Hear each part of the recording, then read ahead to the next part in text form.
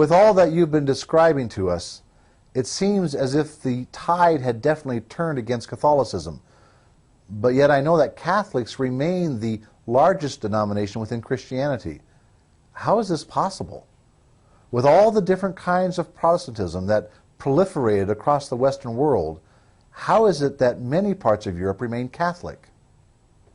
Well, David, if we would compare the 16th century to a football game, we could say that in the first half it was all Protestantism, but in the second half the Catholics got their act together and dominated the field of play. What I'm suggesting is that as we move through the 16th century, we get a kind of new brand of leadership within the Catholic Church that understands the issue and devises a strategy to deal successfully with Protestantism, so that in many places the Catholic Church was able to stem the Protestant advance, and in at least a few places through the 16th and 17th century, they were actually able to reverse things and to regain for the Catholic Church some of the territories that seemed as if they were forever going to be lost to Protestantism. Now, we call this period of history, when we're looking at the Catholic Church, by a couple of different terms. Some history books refer to it as the Counter-Reformation. Others refer to it as the Catholic Reformation. As you might imagine, that first term, Counter-Reformation, was one that Protestant historians developed in an earlier period. For historians of the Protestant perspective, the Reformation was all about the Protestant voices, the Protestant theologians, the Protestant leadership, people like Luther and Zwingli and Calvin. That was the real Reformation. And so what the Catholics did in reaction to Protestantism was a counter-reformation. More recently, historians have been using the term Catholic Reformation.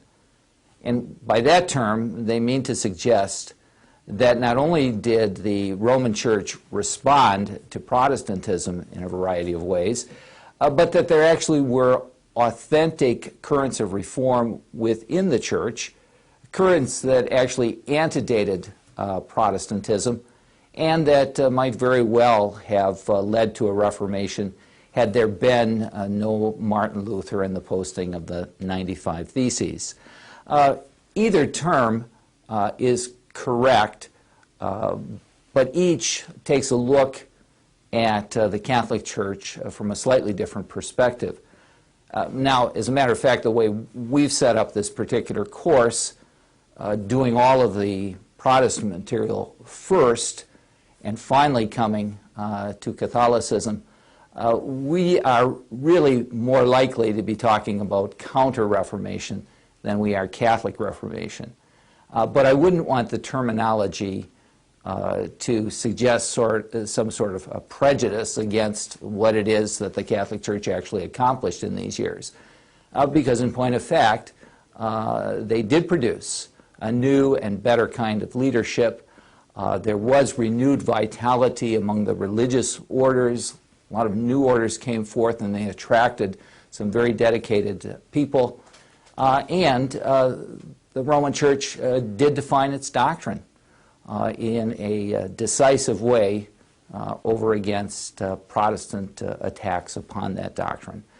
So as we come to this last part of our course, we want to at least acknowledge the fact that in the second half of the 16th century, especially, the Roman Church, the Catholic Church, actually did devise a successful strategy for dealing with Protestantism.